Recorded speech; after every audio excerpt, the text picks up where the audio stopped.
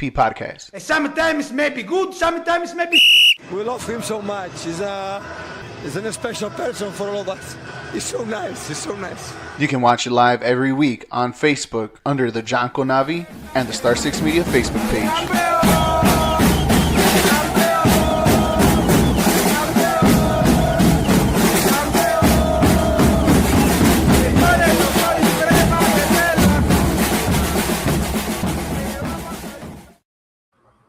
What's up, everybody? Welcome back to another great episode of the EAFP podcast. My name is Eric. That is Kevin. Our producer, Jose Contreras, confusing himself with the intro of the show. Normally Wednesdays we have the Windy City Rundown. So, that's no fault of his. We're just switching this up. But Jose is on the ones and twos over there for you guys. And boy, do we have a show for you today. And Kevin, let me start you off with a question. ¿Por qué no? How are you today, my guy? I'm doing great, man. On top of the moon. Ahorita creo que nadie me baja de esta nube. I'm dreaming, man. Oh, no. Oh, yeah. Me, you, and literally toda la bola de mexicanos all over the world, no matter where they're at, in Mexico, in Estados Unidos, or hasta Europa, wherever the Mexicans are at, we're all excited and happy, literally within the last 24 hours.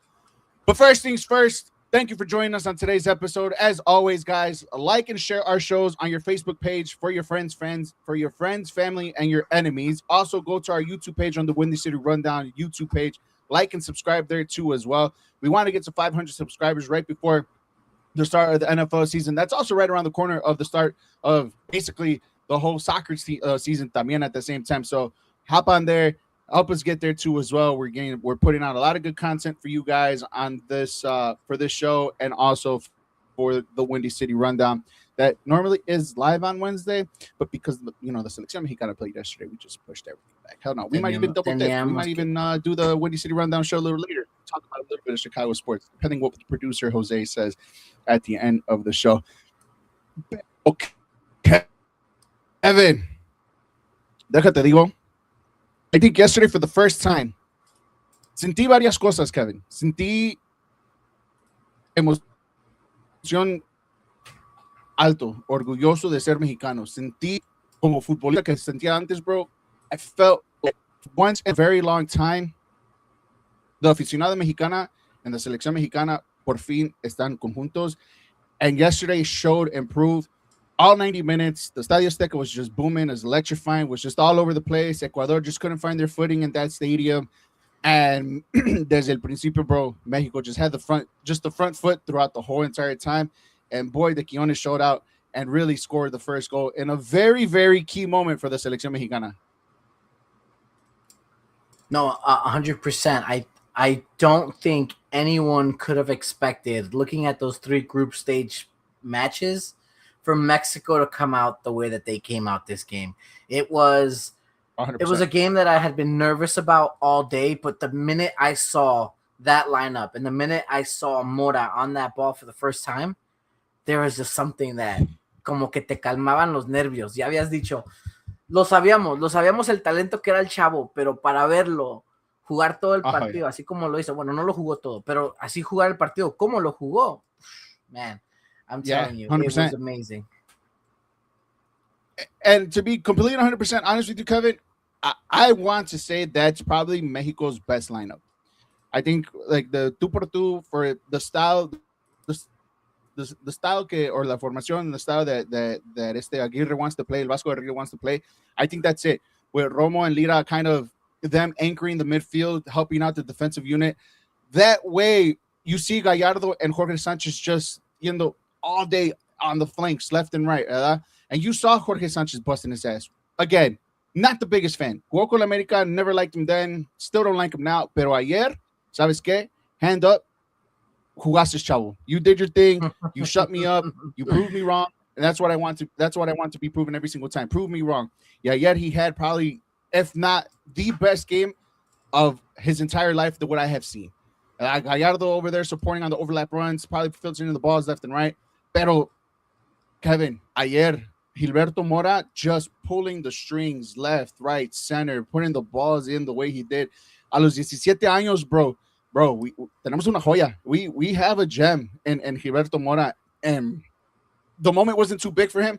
And man, if he would have made that goal, the shot that he took in the first half, oh my god, Oh, las man. emociones que íbamos a tener for that guy, bro. Casi al ángulo, un poco debajo de la mera esquina del poste, pero Oh, yes. man, rozando, ahí nomás rozando el poste casi para entrar. It was a great shot. Y lo intentó. He tried it again in a second or a couple of minutes later, right outside of that, la media luna, le dio el tiro y igual se fue sobre el poste, pero estuvo allí. And I think él mismo dijo, ¿sabes qué? He kind of switched gears after that porque he started off very offensive. Quería su gol. Super. Se le miraba. Pero al fin, lo bueno, y lo decidió que, yeah, he was going to be a team player. And boy, can that man, this team at 17 years old. Oh, my God. Yeah, when I was 17, I wasn't even close to that level, nor I was doing the things that I was supposed to be doing at that age. But at the same time, bro, el momento no estaba tan grande for that chavo, bro. Like, not a single second. He was just in the control. He was just in the mood. Like, everything was just going through him, like, the first 10, 15 minutes. And y así era. Like, we have Quiñones scoring in the 22nd minute, right before the paso de hidración right there for them. And then Raúl Jiménez 10 minutes later scoring his banger of a goal también. And a mistake that literally Ecuador was just full of mistakes. Un equipo de Ecuador, bro, that literally was the second best team in Conmebol qualifying. Oh, yeah. Had the least amount of goals scored in 7. They didn't score a lot of goals, but at the same time, they were hard to break down. Mexico scored 2 against them ayer, and it just looked like they were just picking them apart, pulling them apart. Y la selección mexicana, from everybody, from my perspective, and probably everybody's perspective, Kevin, la selección mexicana jugó un juego perfecto. Desde atrás hasta adelante. Perfecto. I couldn't agree more. I mean, it's hard to explain what had to happen for us to get to this and how it even happened because we were nowhere near playing perfect games before we got here. So I don't know what clicked. No sé si en verdad fue la diferencia entre los jugadores que de repente, because a lot of the players that we had complaints about are still on this lineup, which is crazy. Literally.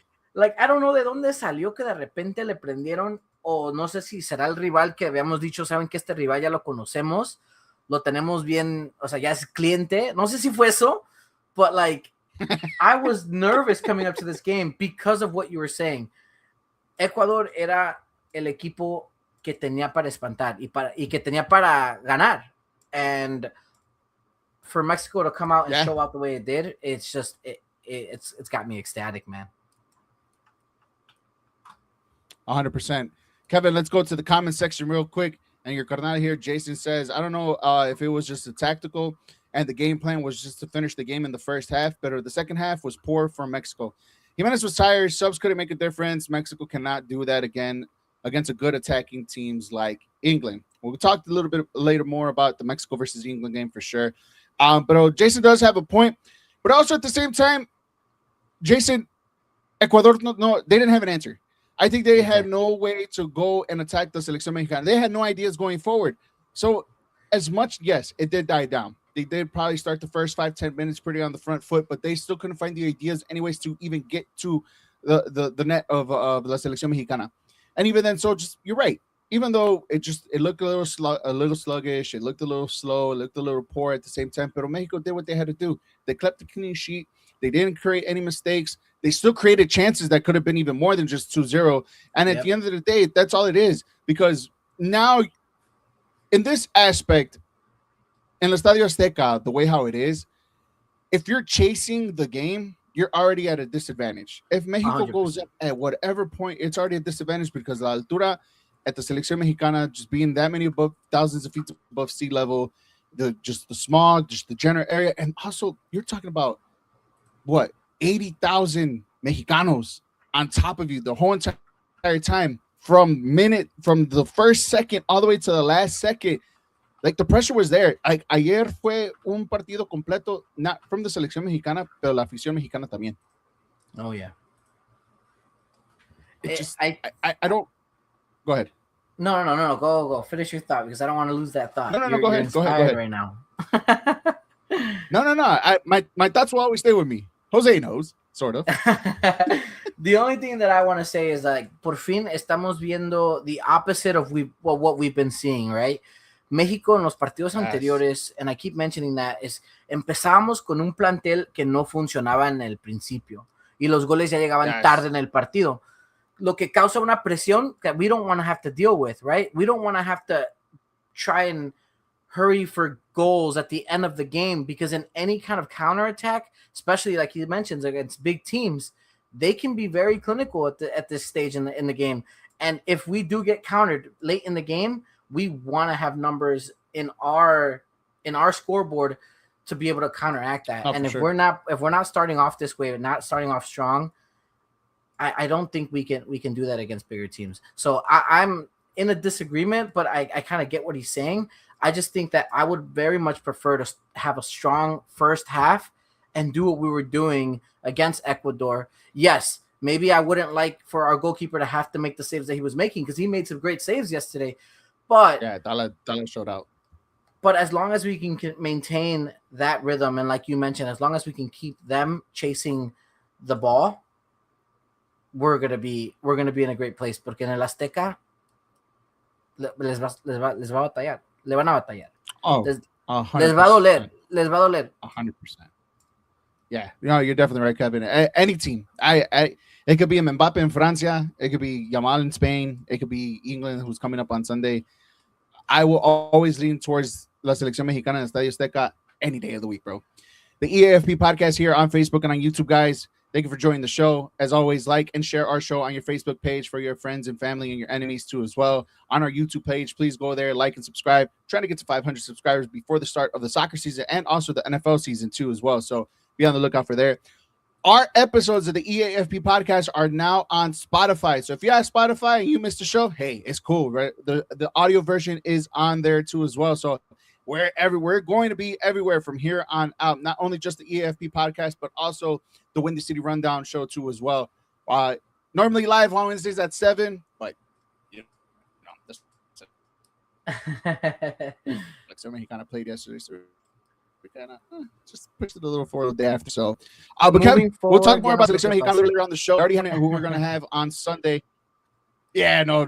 But let's get into the rest of the knockout stages that started on Sunday, and it started off with a snoozer, but it got exciting towards at the end with Canada winning 1-0 against who was it? South Africa. South Africa. That's correct. And then it just continued on right there. I think, to me, the knockout stages are what they're planned to be. Kind of slow at the beginning, a nice little slow burn, and then boom, vámonos al cien. There's games like today that start off on the front foot, and también ayer con la Selección Mexicana, like right away, you get a goal scored right away.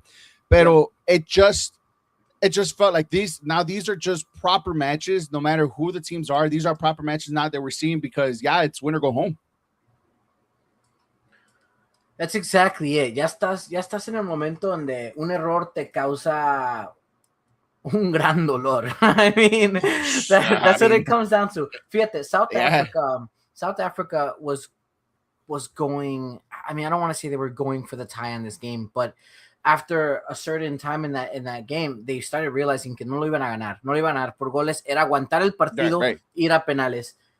Y Canadá, al último, llegó a meterle el gol. And that's the thing that, like, if you're going to be one of those teams, if you're going to depend on that tie, you have to find a way to keep the momentum on your side as well. You can't allow that momentum to shift solely on one side. Porque cuando nomás estás tiro tras tiro, ahí algo te va a entrar y te va a doler.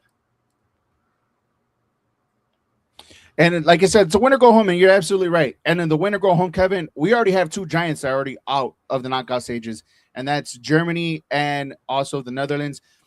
The Netherlands game against Morocco was really good. Paraguay and also Germany, it was a slow burner. It got there, but Paraguay did what they had to do, got the advantage up first. Germany went up and tied it. So many opportunities from Alemania to go ahead, but had a header Corner kick got ruled off for a foul on the goalie.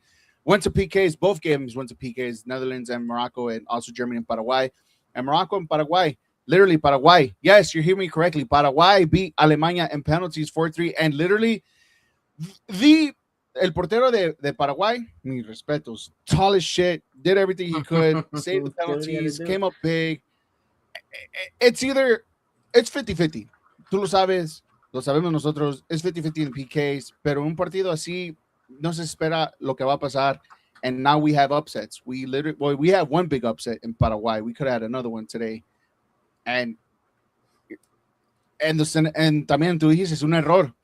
That's what happened to Senegal. In 5 minutos le dieron la vuelta. Senegal was just 5 minutes away, Kevin. 5 minutes away from advancing up 2-0, and they ended up tying and going to extra time and losing an extra time on a penalty kick. They also missed a penalty kick también in that game too as well. So, like, estos partidos, mucha presión, and anybody could advance at this point. Yeah, no, 100%. La verdad, and sorry to take this back to Mexico, pero cuando yo andaba viendo los penales de Germany against Paraguay, viendo el portero de Paraguay, me recordó no sé si lo conoces, a Raúl Gudiño durante los partidos de Sub-17 de México en el 2013. I do. O sea, he was huge, you know? Un portero de esa altura, in front of goal, it's going to make anyone nervous. And it's sometimes, like we've seen it in Netherlands, there are teams that play for this, right? They know what they want to do. They know where they want to go. They want to go to the penalties, and they want to capitalize on those penalties.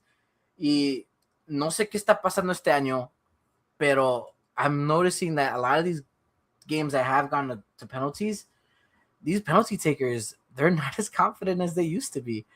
You used to see the 5 first goals be bagged, and now we're seeing 3 to 2 goals missed every time they go up to shoot their first 5. It's insane. Y hasta los primeros también, bro. Yeah.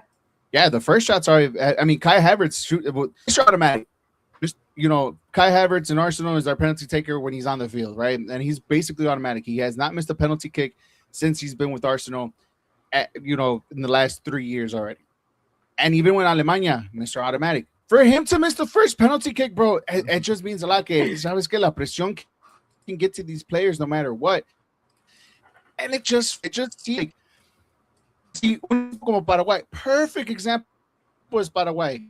Sabes que tú no puede el equipo, es que échale huevos, échale corazón, échale ganas, y mira, ya está en la siguiente ronda in the quarterfinals, or the round of 16, should I say, simply because, like, all they had to do was just believe in themselves, bro, y mira, el resultado que ganaron. Yeah, 100%. I mean, we're here trying to look for their game. Hay equipos que I don't know how to explain it, pero like estás hablando de los equipos europeos que casi vas jugando contra ellos y ellos están pensando, este partido ya es mío. Esta copa es un torneo que yo siempre lo voy a llegar, lejos. O sea, que ya no te juegan con el mismo corazón, con la misma energía que estos equipos como Paraguay, como estos equipos sudamericanos, africanos. O sea, que le están dando con todo porque todavía tienen que comprobar algo. And there's something about that gives some teams an edge, right? And maybe it's not a big advantage, pero it's that difference maker. Like in this case, it's that extra penalty kick, right? It's that extra pressure on Kai Havertz to miss that first goal, like that first penalty take. It's just that little bit of a difference can make a huge difference when it comes to, we talk about momentum, right? You win this first game, y de aquí, ¿qué es lo que sigue? Ya no importa lo que sigue, because guess what? You're there. Ya no vas a enfocarte en eso, ya no, olvídate del pasado, enfócate en este partido, y así, you're just climbing up the ladder.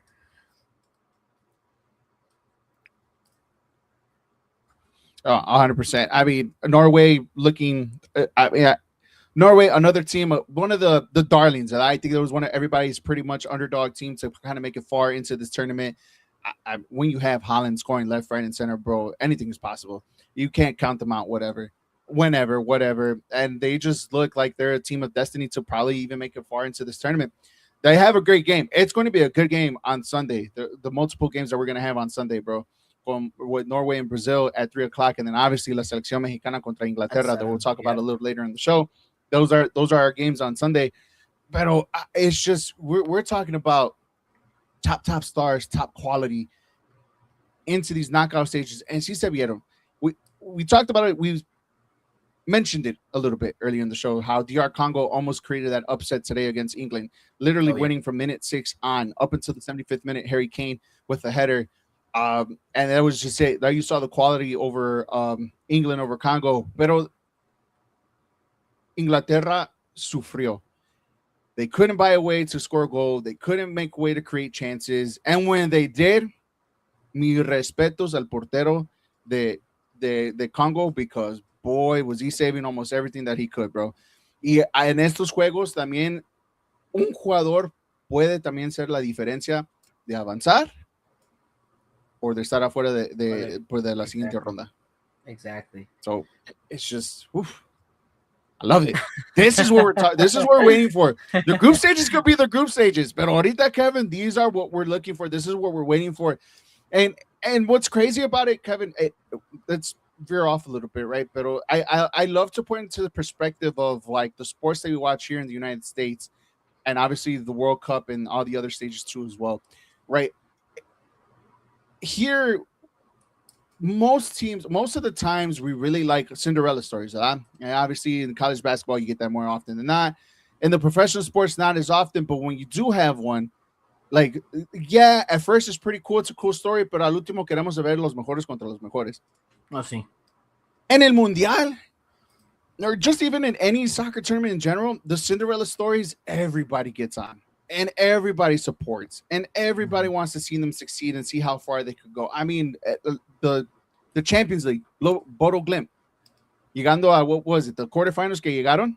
Nobody expected them. They won their last 3 games. They beat Manchester City. They beat, I think it was Inter Milan in that process también. They got into the qualifying matches of the Champions League. They won in the first round. They lost to Sporting Lisbon at that point. But their excitement, their story is what we all, and everybody was just on them. Así también somos igual con Paraguay, ganándole a Alemania en penales. Like, and everybody's just excited. The edits on social media, like from Paraguay, like everybody's behind it, and we love these type of stories. And I think that's also what makes it this tournament and just this sport just a little bit better than all the other sports that are played anywhere else, because we admire the Cinderella stories.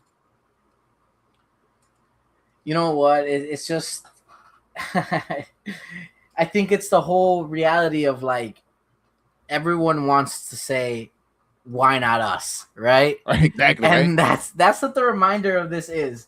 Exactly that. Why not us? Porque no todos tenemos un equipo bueno. O sea, no nos toca, right? Right. Pero it doesn't mean that we don't have a team that can show up and show out. And so when you start seeing stories like that, where you start seeing teams like Paraguay making a difference, teams that maybe no one in the media was talking about, right? Other than the people from that country. When you start seeing that happen, then it starts to make you think like, yeah, you know what? Maybe these guys aren't as tough as they thought they were. Or maybe these guys aren't as tough as we thought they were. And everybody likes to feel like they have a chance at something. Ya estaban diciendo, si México puede, ¿por qué tú no le puedes mandar un mensaje a la 10x10? Para la gente que está allá. Sí, para la gente que anda allá. Nosotros no podemos comentar, pero los demás ustedes ya lo saben. Oh, sí, a huevo.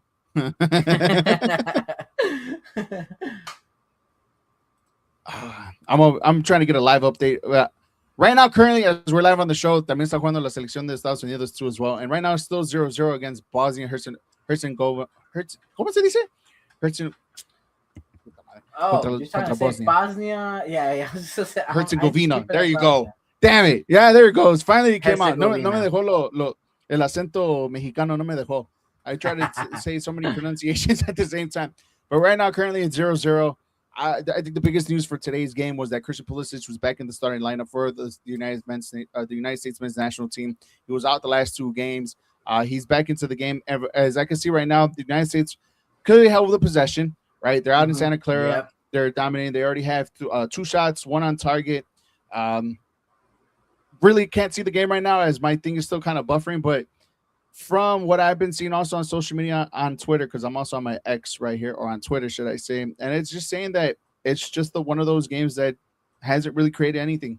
Another formerly knockout stage for that we have for the United States. So we'll keep you guys updated throughout the show too, as well as we continue talking here the knockout stages for the World Cup. Talked about Mexico. What you guys liked about the Mexico game yesterday? Did you guys enjoy seeing it? Deja sus comentarios aquí right here on Facebook and on YouTube también, wherever you guys are watching. Please like and share our show on your Facebook page. Like and subscribe on our YouTube page. We appreciate the love and support there too as well. Join us in the comment section like Jason, or the link is also in the comment si quieres hablar con nosotros y hablar del partido de ayer de la selección mexicana ganando 2-0 a Ecuador. Estamos en la ronda de 16. Vamos a jugar contra Inglaterra el domingo. It should be an exciting one. We are happy. We are excited. We're over the moon for what has happened within the last 24 hours, not only in Mexico, but here in the United States too as well. Oh, Kevin, real quick, do want to take a little moment of silence here. There was news earlier today that 3 people passed away last night during the scenes allá in Mexico City due to suffocation. So just pay my respects, condolences to the families that have lost their loved ones from yesterday's moment at the Selección Mexicana allá in La Ciudad de Mexico. So, my respects, my condolences to them and to the family for the people that have lost their loved ones yesterday. Yes, it's a fun thing to be a part of, and it's fun and exciting. But man, we just have to be very careful with everybody that's around us. And in moments like that, it's sad to see, sad to read. It's such a wonderful, glorious moment that we're all experiencing. Pero you know what? Unfortunately, eso pasa en la vida. It's hard to say that, and it sucks to say that. Pero yeah, it's just news that you don't want to read, especially with what happened yesterday. And nobody wants to leave home and never come back, right? So exactly. That's something you gotta take with you. Obviamente ya sabemos todos que corremos un riesgo, right, when we're going out. Y sea lo que sea, aunque no vayas a celebrar algo, right? Corres un riesgo cuando sales de la casa. And the thing is that what we hate to see is we hate this to kind of reflect badly on what we've been doing and how Mexico has been showing out for these matches. The celebration is the celebration, right? And we get it. Everyone wants to have a good time, but let's make sure and let's be conscious of what we are doing so that we are ensuring that people are safe around us. 100%. So, again, my condolences to the family, to the who lost their loved ones yesterday. Sad story. Hopefully, we don't get another story like this in the upcoming days and or weeks of this tournament that is still left. Kevin, before we move on, France just they look scary. They completely dominated Sweden, bro. I think that's the last talking point, because I think out of everybody, outside of Mexico, not to be biased, but outside of the Mexico game yesterday, France France. France is that team right now, right? France is the favorite. So I can't say that we saw it a lot in the group stage, even though we did see some dominance from France, but we also saw a France that was late to show up sometimes in games. But yeah, they're doing what they came to do, man. And they're doing exactly what we thought they were going to do. They're showing us that they're here to play and that they're here to win it again. And that's really all we can say. And the crazy part about it, Kevin, who's going to stop them? Oh, no one's going to stop them. I'm telling you that much. No one's going to stop them. Pero, si les toca contra nosotros, allí hay una pared. Ya como ellos pasen, no sé, pero hay una pared. I honestly feel that this might be me in my delusional state of mind, but... Oh, no, it's not, because I'm right with you. I'm right with you, dude. Nosotros somos la barra, bro. El que nos gana a nosotros tiene para ganarse la Copa Mundial. Ahí lo voy a decir y ya está. El que nos gana a nosotros. Because tell you what, aquí yo no creo que nadie nos pueda ganar. Nadie nos puede ganar. The one thing that worries me a little bit, Kevin, just a little bit, un poquito, that has me worried is the moment that they leave Mexico, they leave the Estadio Azteca. That's what worries me a little bit. And the unfortunate part about it, though, Kevin, is that on Sunday it's the last game in Mexico. After that, all their games are going to be played here in the United States. And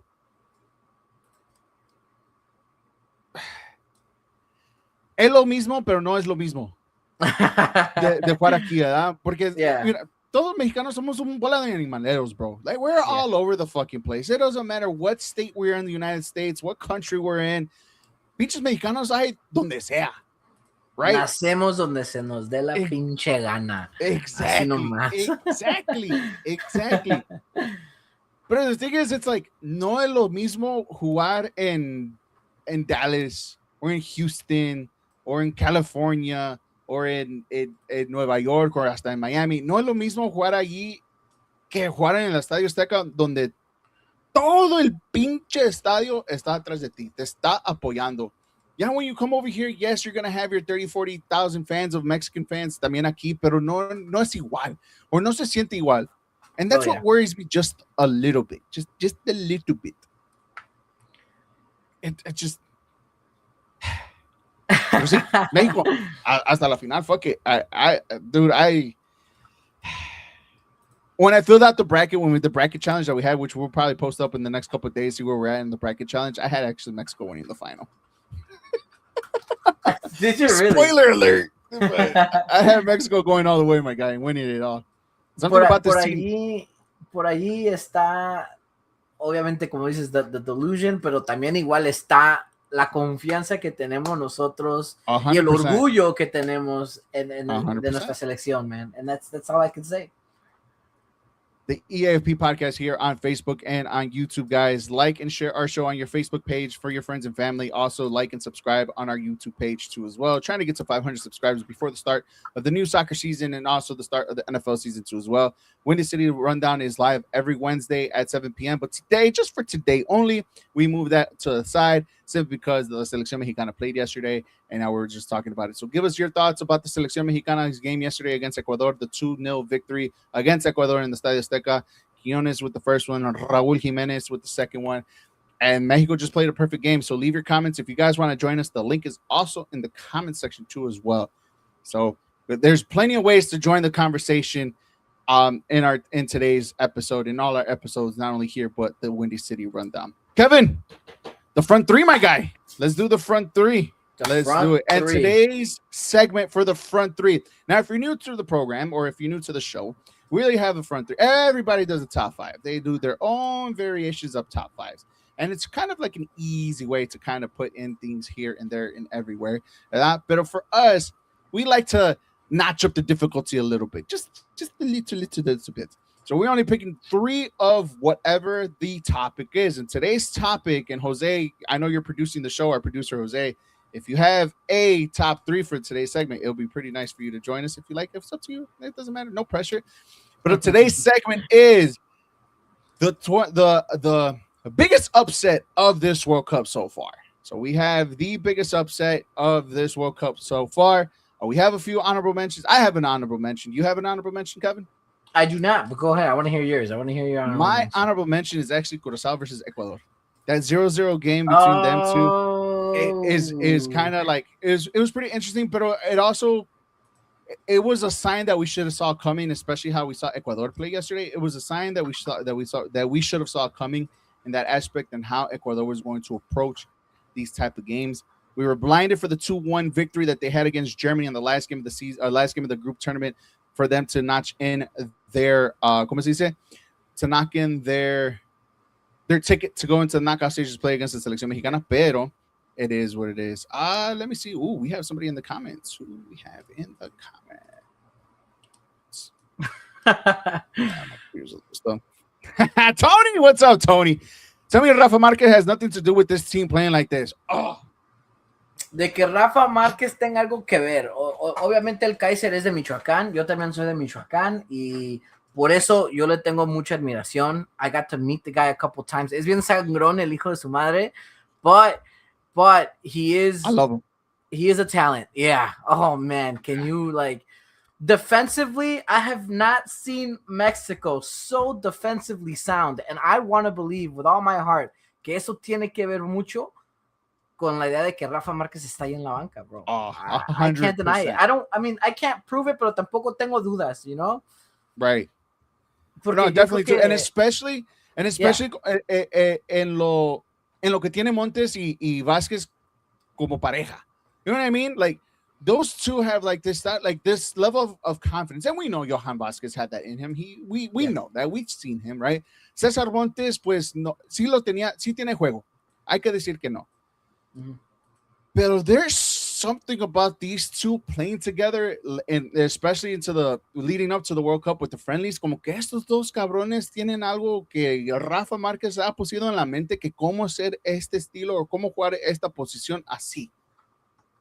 And when you have a multiple Champions League winner, when you have a guy who has played in 5 World Cups, who scored in every World Cup that he has played in, who has won kind of the biggest trophies that you could think of in his whole entire career, it just seems like él tiene no nomás un dedo, pero dos dedos en lo que está haciendo esos dos cabrones allá atrás.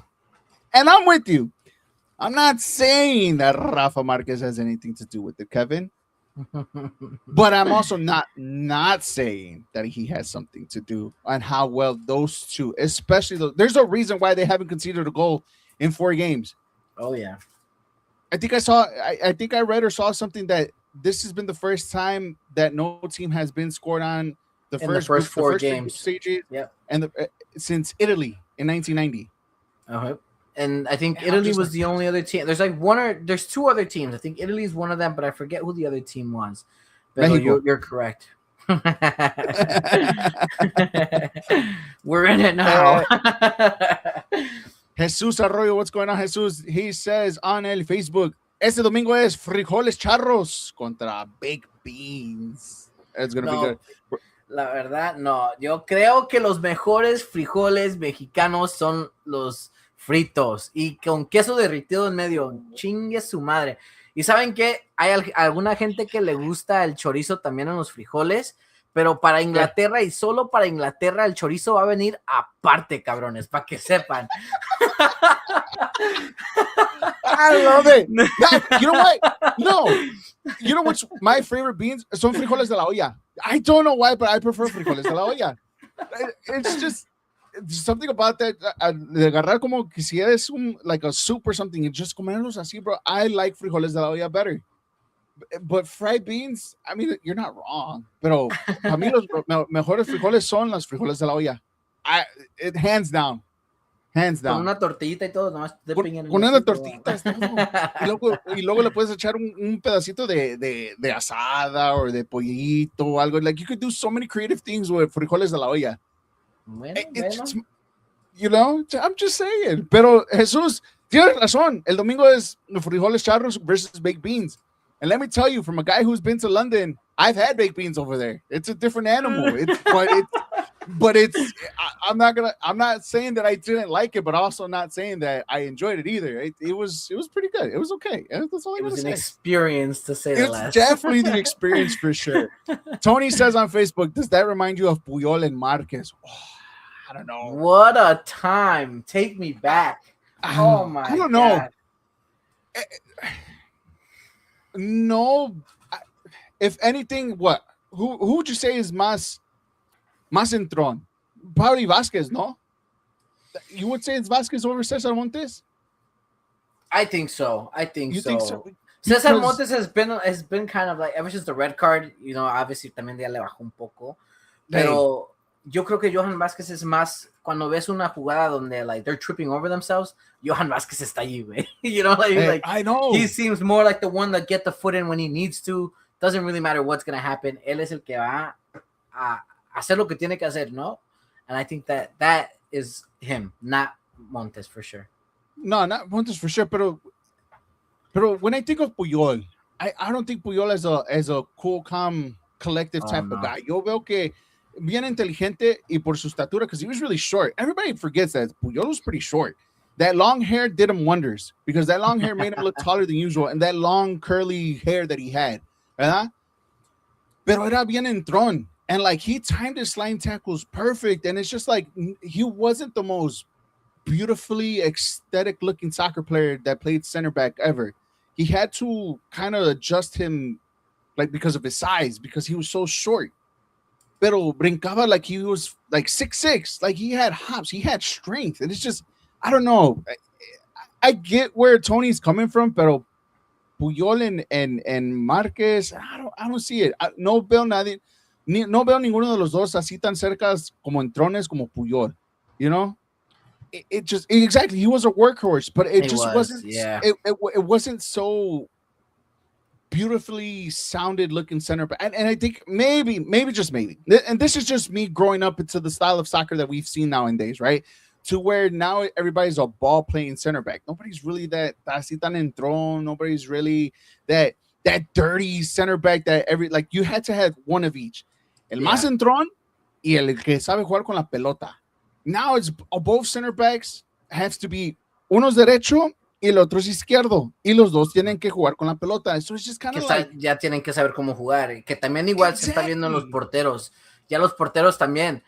Antes no se usaba tanto porque no confiabas en tu portero, y ahora a huevo quieren que tu portero juegue el balón. And it makes me nervous still, pero I've seen the way that the game has evolved. Hay porteros que sí se pueden defender en el balón, and that's 100%. Just crazy. 100%. It's just I don't know.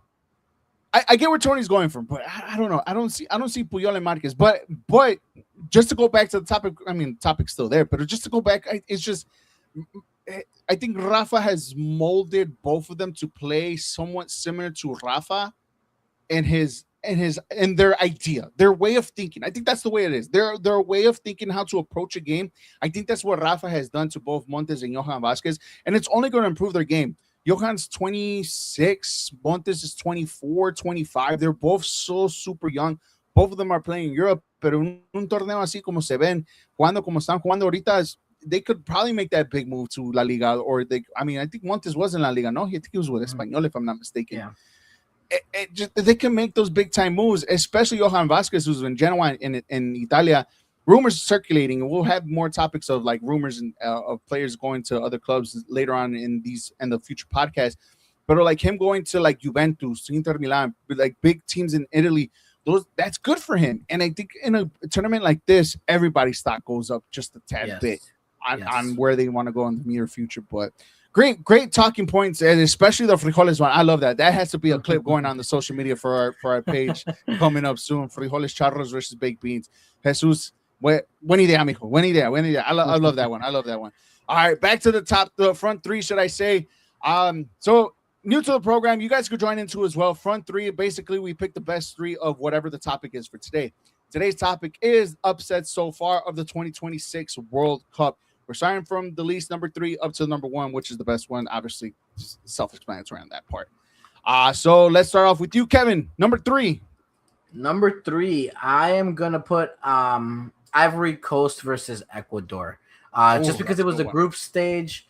I know you mentioned as one of your honorable mentions was Ecuador versus Curacao, where they were tied 0-0. Pero my whole idea between Ivory Coast and Ecuador is that Ecuador lost points to Ivory Coast, right? And then they tied. They still gained the point from the Curacao game, but had they won this match and still tied with Curacao, they probably didn't have to face us, right? No, and let's be honest, another way, Ecuador's downfall was the fact that they had to play us because, like I said, we're the bar. We're the bar. 100%. And so if they didn't have to play us, I think they would have had a better chance of making it further in this tournament, unfortunately. 110%. And again, whatever you do in the tournament and the group stages can affect you one way or another. And you said it perfectly. Ecuador should have been probably at the other side of the bracket or playing against another team. Instead, they come to the Estadio Azteca, and now se van a ir a casa. For me, Kevin, my number 3, Congo versus Portugal. I think this was the first kind of serious take. This game took conversations everywhere because this was the first game after Mbappe scored 3, Haaland scored 2, Messi scored 3, and Portugal needed to come out. And a team that we thought that Congo was going to be easy 3 points in the bag. Cristiano Ronaldo is going to be highly motivated because he saw his other counterparts have big games before him the day before. Everything, the best midfield in the whole entire tournament is Portugal, left, right, and center. The conversations went everywhere. For Congo to put a big 0 spot on that one, dude. Oh yeah. And look, they almost did it again today against England. They scored first. There was a reason why they advanced to the knockout stages in Congo. But to me, that's my number 3. What do you have for number 2? Number 2, I have Brazil versus Japan. I know that people are going to say, oh, well, Brazil was a favorite. How could that be an upset? Ooh. I honestly think Japan played to have won that match more than Brazil did. And I have said it from the beginning, I didn't think Brazil would make it this far. I actually thought they would exit on group stages. They've been very fortunate to find some of that individualism in some of their players. And Japan almost exposed that with the discipline that they had, right? Unfortunately, it didn't check out for them. They are leaving this tournament, but I think that would be the second upset for me because I really thought Japan would move forward for that. As we got a live update, thanks to our producer, Jose, in the background has a live update. The Estados Unidos is up 1-0 on Bosnia-Herzegovina, scored by Florian Balogun, an Arsenal favorite or an Arsenal Academy player. So shout out to Jose on being on his game, giving us the update. I've been kind of getting updated as well on that. So it looks like they had scored already. It looks like the goal got disallowed, and it was also Balogun who scored it. And then just now, right before the halftime, scored again. So, USA 1-0, and it looks like they're knocking on that door, man. 100%. My number 2. You did your number 2, right? Yeah, right. My turn. Yes, sir. Yes, sir. It's your turn. Cape Verde versus Uruguay. Tony says it right there in the chat. Capo Verde, the Cinderella of the tournament. And absolutely, nobody saw this coming. I didn't see this coming. You didn't see this coming. We both. What did we say? Nobody saw it. We Gracias thought they were just going to come. Yep, exactly. Yep. Gracias for your participation, for the 3 games, and for the 3 points. We literally said it. Everybody in the world said it. Menos Capo Verde. Capo Verde came in, showed out, and it just literally stole points throughout this whole entire tournament against Uruguay. That's my number 2. Your number 1? My number 1 is the Germany game. Germany-Paraguay. Oh, nice. Germany-Paraguay had to be my number 1. Yeah.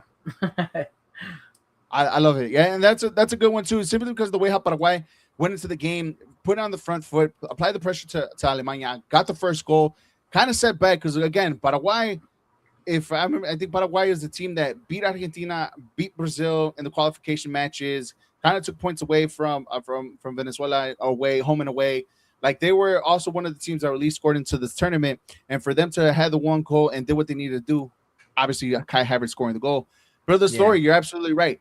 Going to penalties, taking the team, one of the favorites, all the way to the very end, going to PKs and coming out on top, victory in those penales. Yeah, Paraguay definitely deserves to be there. I think it's the first time that they won a group stage or knockout stage, if I'm not mistaken. I think that's what I read. I might have misread that. Yes. But yeah, so yeah, Paraguay, Germany. It's a good one.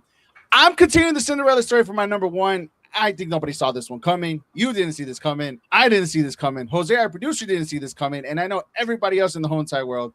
But Spain versus Capo Verde, that 0-0 first game of the group, I think that was a big upset. And that was a huge win and put everybody on the map of what Capo Verde can be or what they were going to be into this tournament and being that annoying little tick that everybody hates that they can't scratch or they can't reach simply because of how well how they perform. And they backed it up with another performance against Uruguay the following game and did the same thing against them too as well, taking points away from Uruguay to where they're at today, having a date with the defending champions Argentina. I want to say it's tomorrow or Friday. Looking that up right now. El viernes sería el juego de Argentina versus Capo Verde. Hey, any chances for an upset? No? I don't think so, man. I hate to say it. I think their time has come, man. I know. It's a cute little I story. think It's a their cute little time story, has but I love it. But I hope that they can hold them off. Look, the thing is, Argentina, nos vamos a tener que topar quien gane ese partido. Y para mí, ojalá y no sea Argentina. Pero igual, this is what I was telling my friends earlier.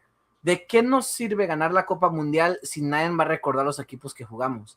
Yo prefiero tumbar a Inglaterra, tumbar a Argentina, tumbar a Francia, tumbar a todos los equipos grandes. I see what you mean. Because then otherwise people are going to be like, fueron equipos moleros. And we don't remember it that way because we were here. We saw how good these We saw it firsthand, 100%. Exactly. Pero ellos en el futuro van a decir, no, esas selecciones ni se conocen y que no sé qué más.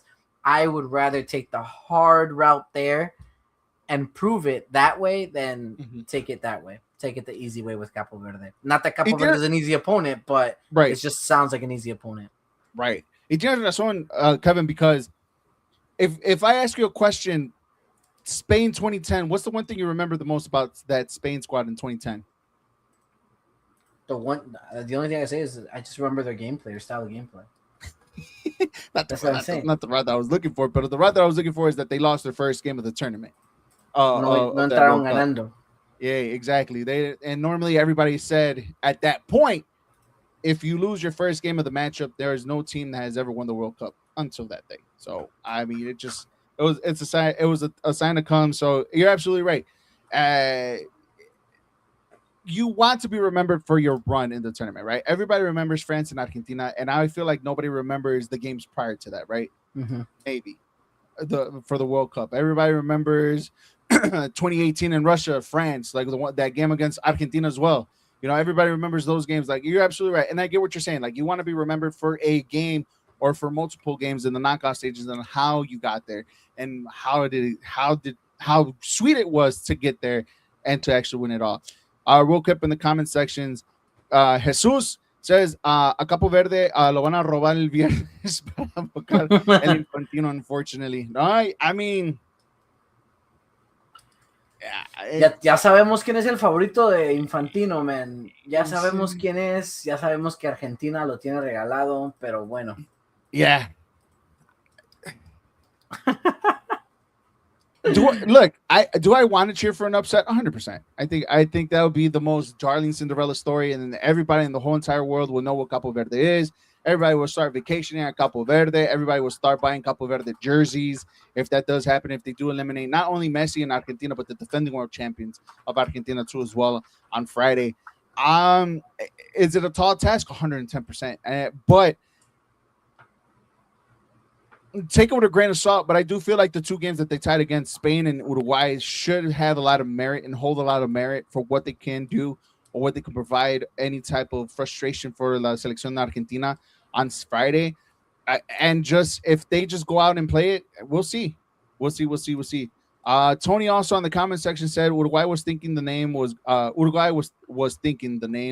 going to win, and no one didn't play the way on the qualifying stage. No, 100%, Tony. It just same thing. Uruguay, probably one of the most disappointing teams into this tournament, not qualifying out of the knockout stages, having a tough time, losing to Spain, tying against Capo Verde, didn't do enough on the last group against Saudi Arabia on that point too as well.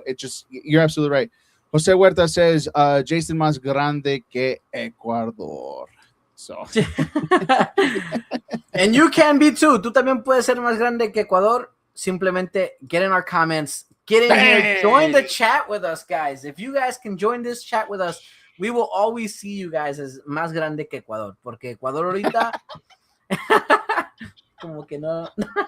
Más grande que Ecuador. Holy shit. Y sabes que, bro, even to go upon that, mil saludos and everybody that was up there till 2:00 in the morning the night before the game, ahí afuera del hotel de Ecuador, bro, like siendo el desmadre y todo, playing La Chona, blowing off fireworks, bro, like I love it. Los pinches mexicanos salieron, hicieron like they were well represented and well known the last 24 to 48 hours for the game, and just pinches mexicanos, como los amo, como los odio. It's, you know what, ya ves que hay mucha controversia con eso. la gente diciendo que era irrespetuoso y todo eso.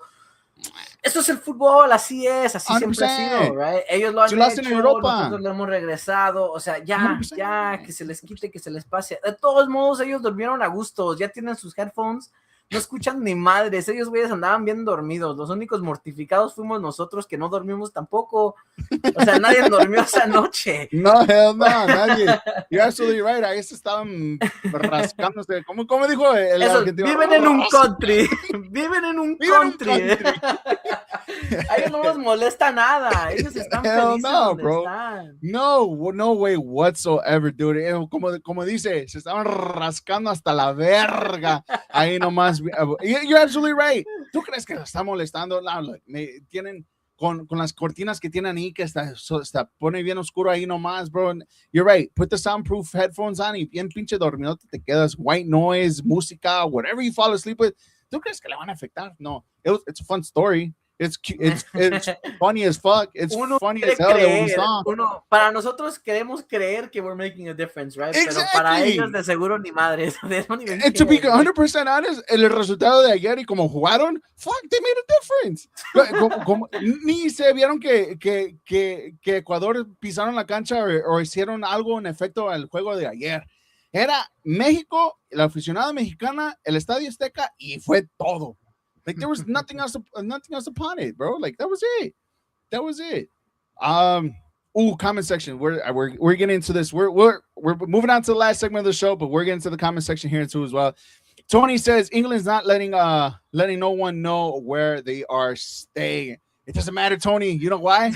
Porque las pinches bolas de mexicanos ahí van a andar donde sea en cualquier hotel, que sea el Hampton Inn o afuera del Hampton, allá afuera del Estadio Azteca, bro.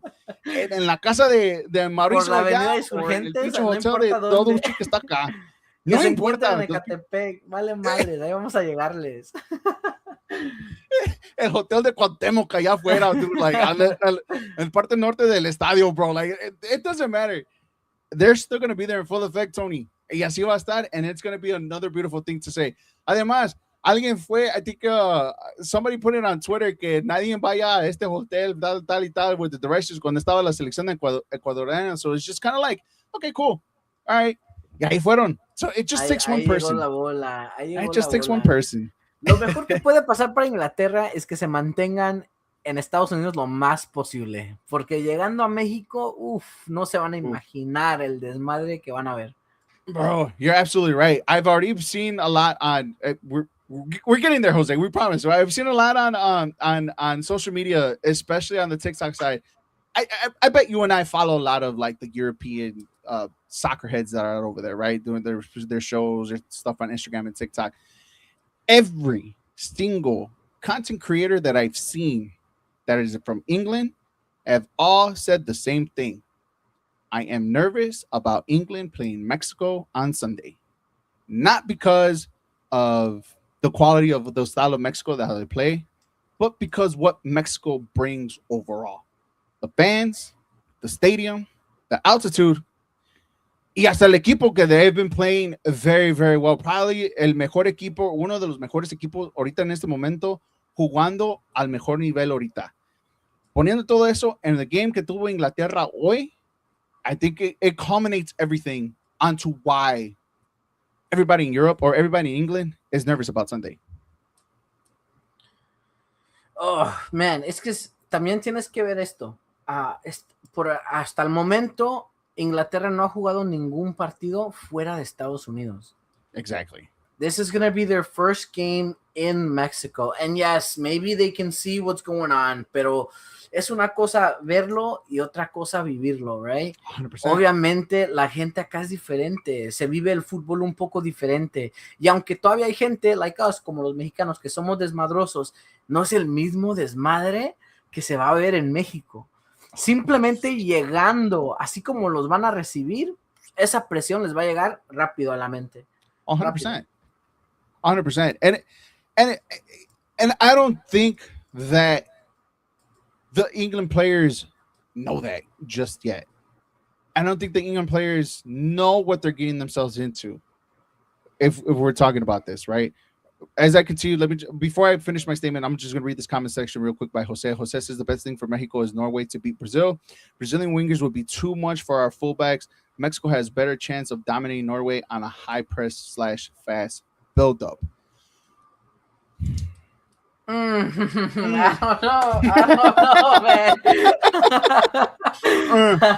don't know, man. Look, I'm not worried about Brazil. La verdad, llegando allí, we can worry about it then. Tal vez ellos tengan un partido, no sé. Yo no he visto un partido bueno de Brasil. Yo no he visto ningún partido bueno de Brasil. He visto buenos partidos de Vini. Partidos de Vini, pero de Brasil no. Y así, Jesús, estoy contigo. Brasil no trae nada. 110%. Últimamente en los partidos son jugadas individual de Vini, right? Obviously, Bruno Guimaraes and Martinelli, the last minute, el suspiro metiendo el gol, ¿verdad? Jesus also goes, Norway, 6'5" Holland running at you with your 5'10" Mora.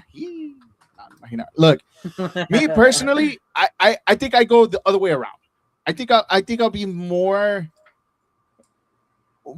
afraid, or not more afraid, but more worried about Norway than I will be of Brazil. And that's simply because of that. 6'5" Holland running at you. And ese güey hace una diferencia como ni otra persona. Y lo estamos viendo en real time, lo estamos viendo realmente ahorita en estos momentos. Haaland se pone en posiciones que un verdadero delantero se tiene que poner. Rightly so. Tony, tell me if I'm wrong. Tell me that I'm wrong on what I'm saying. He said, let's go through England first, one game at a time. 100%. No nos vamos a adelantar. Ya estamos soñando en la copa, pero no me adelanto. Exactly. No, es todo. Ya soñé. Ya tengo a Juanga acá atrás, ya tocando. Ya se escuchan las pinches trompetas.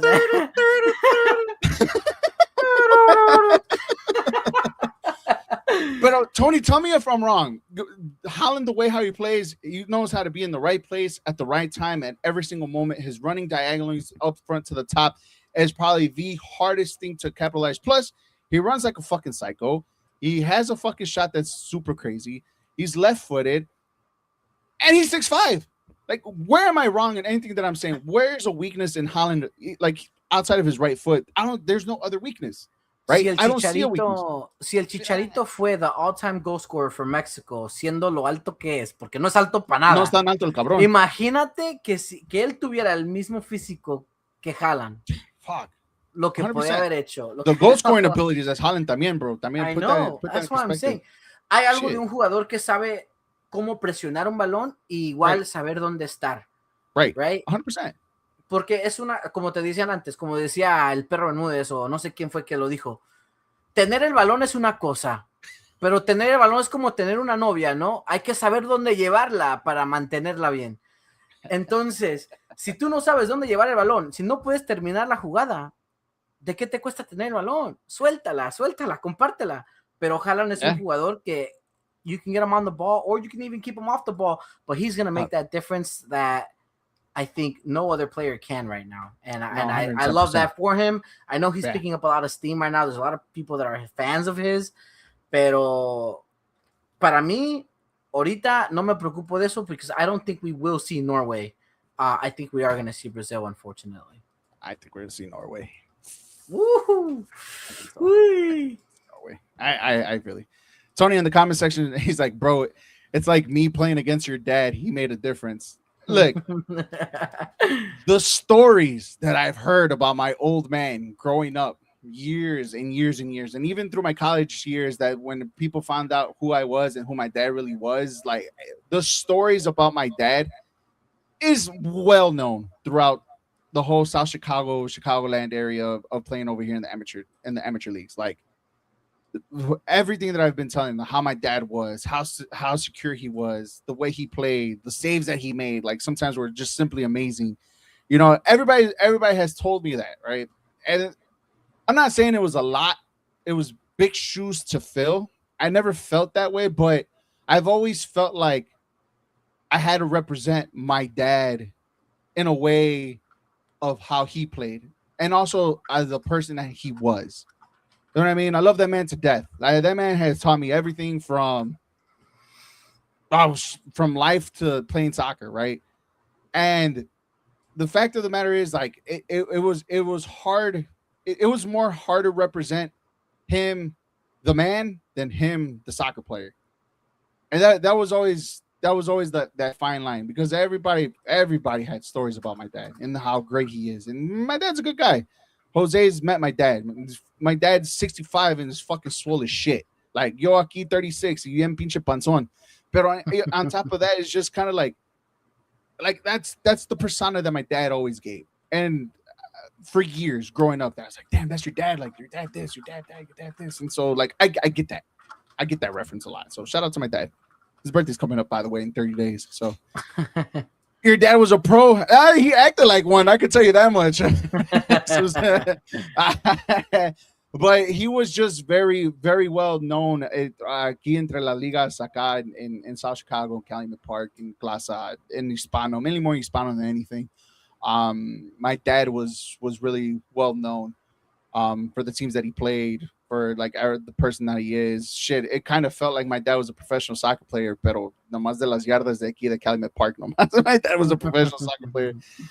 But yeah, hey, back to Mexico and England. Look, Kevin, tenemos el estadio, tenemos la gente, tenemos el equipo, y vamos a ganar.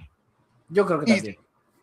Look, I'm gonna do this right now in the group chat today, right? My boy Johnny Blasphemy, who shows up every once in a while on our podcast, was trying to stick one to me, and I felt that, right? I really did feel that. And I was like, okay, I know what he's trying to do here, right? Because he said Jude Bellingham is England's best player. I'm like, shit. Well, if Jude is England's best player, then fucking England's in trouble, because Jude didn't show up. I didn't even know he played. He tried to talk shit about Declan Rice, and I'm just like, yeah, I don't give a fuck. It is what it is. Me as an Arsenal fan, ahorita, as an Arsenal fan, no existe. No existe, bro. It doesn't exist. Maybe not on the floor. Let me just put it right here. Maybe not the floor.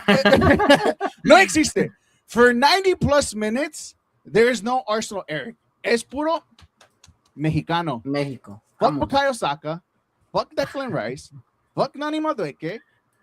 Who else is on there that's on the team that I'm trying to think of? Fuck Ezra Eze. Ahorita viva Mexico, cabrones. For 90 plus minutes, the mas, fuck those guys. After the 90 minutes are over, then, you know, this goes back up, and I support them once the season starts. Pero ahorita no. Mira, what did we talk about the other day? No importa si es del Cruz Azul, de las Chivas, del Santos, del León, de Celaya, de Irapuato, de La Piedad. It doesn't matter where they're from. Si tienen este color, apoyo a ese güey que tiene esta camisa, este color. Es todo que apoyo. I don't care where they're from. And then once cuando se termina y regresan a sus clubes y juegan con las Chivas, que esos güeyes me la pelan, que se vayan toda la cheese. As easy as that. As easy as that. But right now, it's Mexico y no más. So for 4 or 5 days, my Arsenal stuff will be right here. It won't be showing up. And if somehow, some way, hopefully not, England does beat Mexico, it won't go up. I'll be very mad. No lo perdono hasta que se acabe el torneo. Hasta cuando comienza la temporada y anota un gol Saka or whatever we have again from Declan Rice, and okay, it goes back. Yo solo perdono a Inglaterra por ganarnos si es que se la llevan toda. Y así va a quedar. Quien nos llegue a ganar, solo los perdono si es que llegan a ganar todo completo. Okay. Because if they don't, entonces me quedé ilusionado. You know what I mean? Otra vez me siento como un fracaso, because I'm saying 100%. If Mexico doesn't lose to the team that wins it all, then that means we never had a chance. And that's just my mentality. Pero yo sí creo, en verdad, yo sí tengo puesto en mi cabeza, lo tengo bien marcado de que México va a ganar. No hay cómo evitarlo. México ahorita tiene el mejor mediocampista. Con 100%. Romo. 100%, William Romo. La mejor defensa. Con un güey que nomás corre en Sánchez. Con 2 cabrones en la media, con Montes en Vázquez, y otro güey que ya está bien viejillo, pero todavía lo está haciendo en Gallardo. Es lo que te voy a decir. Si el peor jugador que teníamos es Gallardo, papi, vamos a ganarlo. Oh shit. Holy hell. ¿Qué más queremos? Y si meten a Mateo Chávez, oh my God, bro. ¿Sabes qué? Ya danos la copa. And look, Jesús Gozo, el Pipo Lira se va a comer a Bellingham y a Rice. Y sí, Ahí está. puro jamón y rice se van a estar comiendo el Jamón y el arroz. domingo. Es chingue su madre. And Tony Póngale su goes, arroz after con watching England gandules. game today, Mexico 2, England 0. Y el Romo es bueno, Dios te pero es escuche, lento. Dios te escuche, Tony. Que Dios te escuche. Tu boca, sus oídos, Tony. Yo también, 2-0. I kind of see it too. Oh, what's up? Our producer Jose is in the building. What's up, Jose? Jose. Question for you both. You guys aren't worried about Harry Kane just a little bit.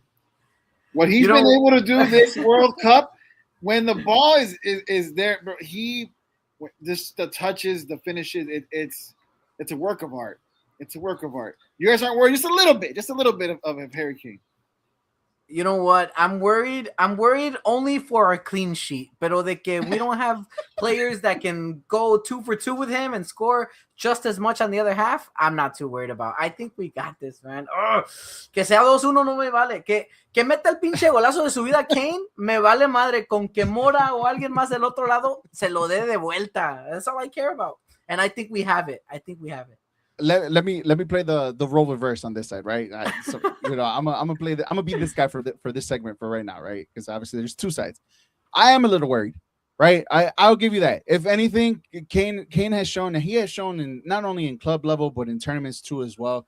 He's shown two sides of himself. The big game Harry Kane, who comes in, just give him one moment and he turns the game on his head, right? Obviously you saw that today with his brace against Congo, bringing back England, right? There's multiple games that he's just puts England on his shoulders and carry them all the way as far as he can, right? I've also seen Harry Kane not show up in big moments. The final in 22 against Italy, the World Cup of 22. So that means the 2020 Euros where he missed the PK, the 22 World Cup where he wasn't shown after the third game of the group stage. I've seen moments of Harry Kane where he obviously he also missed the PK too. This World Cup in the first game también. But you give him just a bit moment and that star quality, the star player that he is, it pops up. So he worries me. If anybody right now, how England has been playing the last couple of games, and especially today, if there's only one player that I worry about, it is Harry Kane, because Harry Kane can't put the game on his shoulders and just be like, fuck. And it could be Montes and it could be Vasquez and they could play the game of their life, pero nomás le das un segundito, Tony. Ew, it feels weird calling you Tony. I'm never doing that again. Calling you Jose. Just one little moment, Jose.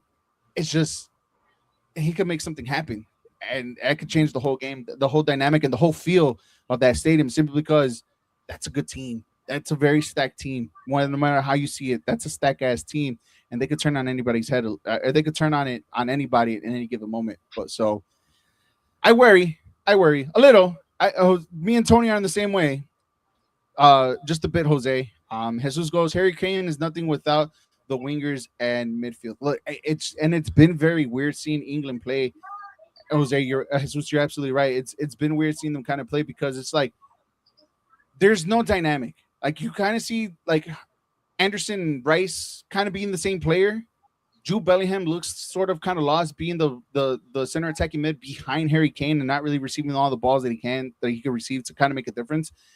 And it just feels like Rashford or Gordon on the left and Madueke on the right, simply because Saka's still not 100%. Like there's no combination, like there's no unity, like there's something wrong, like something is missing. But the one thing about England that has happened in the last 4 games for sure is that the moment that they make subs, the difference comes out.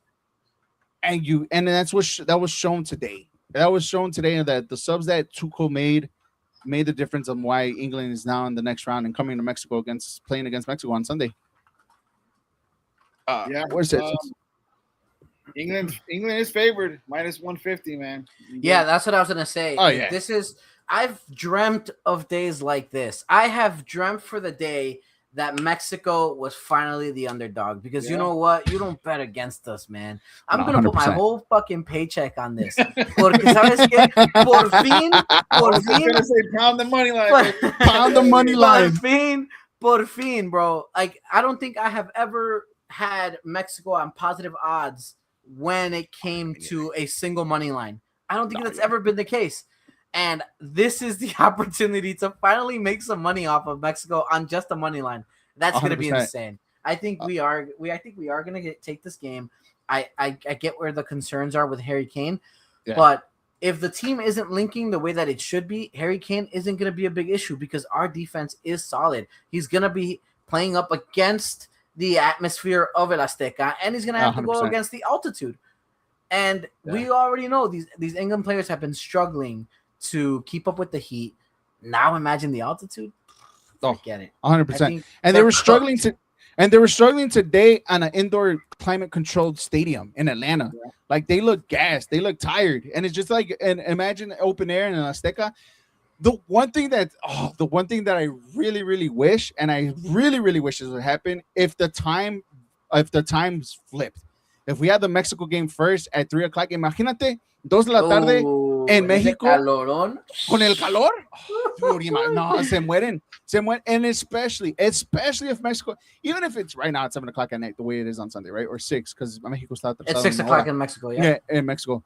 But even if they go up in whatever temperature, England chasing the game in that stadium, in that altitude, with that pressure, with 79,000 Mexicans, Jose, screaming and cheering on for Mexico, dude, it's a recipe for disaster for England, and rightfully so, which is why I see a lot of content creators from England, on the soccer perspective of it, being nervous for the game, simply because it's not the 60,000 fair weather fans are here in the United States. No offense to none of them, because we're all excited that the World Cup is in our backyard. But now you're going into territory where you're just a full-blown 100% the enemy. And you have nothing but maybe 1,000 England fans there with you, and then 80 to 79,000 Mexicans diciéndote, vete a chingato tu madre, pinche Harry Kane, pinche orejón, pinche nariz de whatever it is, Pickford looking como... You know how Mexicans can get with their insults. It's a recipe for a disaster if England goes down early in this game, bro. I can tell you this. Jesus says, Mexico gana 3-1. Troncazo de el Harry Kane. He also says England has stars, but they don't work well together. And then I guess he goes for the money line, saying Mexico is going to feed us. If you have Mexico on the money line, over 1.5 goals, and Julián Quiñones scoring a goal, vamos a comer al fuego de Shao after the game. I'll Texas do Brazil, Kevin. Si esto pasa, bro. Man, I just escuche, Ben, que nos vaya bien y hopefully we can eat off of this. de mi boca a sus oídos, you know. Jesus goes. Jesus says plus 110 pregame for Mexico. So we got that. Tony goes. Los mexicanos somos muy buena gente. Oh sí. Oh sí. Oh sí. Sí. Burro. Shout out to our producer Jose for running the show today, man. We appreciate you, man. For sure, 100%. Hey, Jose, real quick, Caleb Wilson, bro, our guy, our new draft player for the Bulls. Like it? Yeah, hell yeah. That's the guy I wanted from the beginning. Caleb Wilson to the Bulls. You know, a young star who's really athletic around the rim. I think he's going to be a stud for sure. But I like the signing. The guy from Miami, right? All-star. Yeah, Jalen Powell. Yeah, I do too. Yeah, dude's racking. I think he was racking 24 points a game or something like that in the last 2 years in Miami. So he brings a good veteran presence to the team. That's for sure. A little Windy City rundown here on the EAFP podcast. Oh shit, Tony with the update. Red card for the United States of America. And then Quiñones goal or assist, Jimenez goal or assist, Piojo goal and assist, over 2.5 goals, Pickford over 1 save, Tala over 2. That's the parlay that you're gonna play from Jesus right there. So just play it. We'll keep it in the comment section too as well. All right, we got to get to a game. Kevin, I guess it's getting a little heated for sure in the game between the United States and Bosnia. Yeah, let's go over now. I do got to take off, so I'm gonna start taking off, guys. And it's Balogun too with the red card. Yes, yeah, Balogun with the red card. Wow. Yeah. The goal scorer. Our next show will be next Tuesday. I think there will be a show tomorrow.